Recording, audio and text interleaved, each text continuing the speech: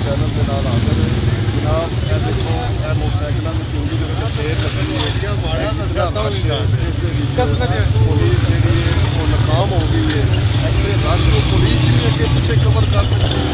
यह देखो अपना तफरी कितनी है। अगे तुम चले जाओ सड़क फसिया सड़कों के उत्ते ट्रैफिक इतनी जाम हो पई है।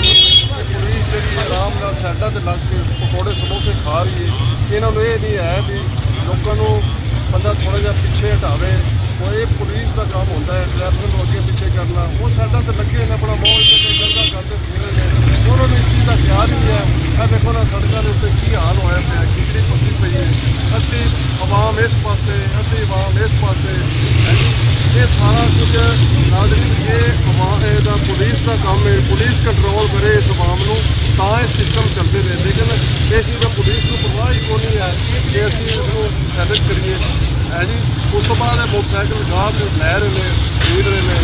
पिछले 2 नंबर मोटरसाइकिल ज़्यादा ने सारों भी असीं ये तरतीब देंगे भी जोड़े मोटरसाइकिल लैने में या कोई करना है ये दुकानदारों नाल रजू करन उन्होंने दसन पूजन किए उन्होंने को कागजात रसीदा वगैरह उन्होंने को मुकम्मल ने सड़क के उत्तों जो ये ना खरीदन क्योंकि वो कागजात जोड़े ने 2 नंबर होंगे ने जो सड़क को खरीदते हैं।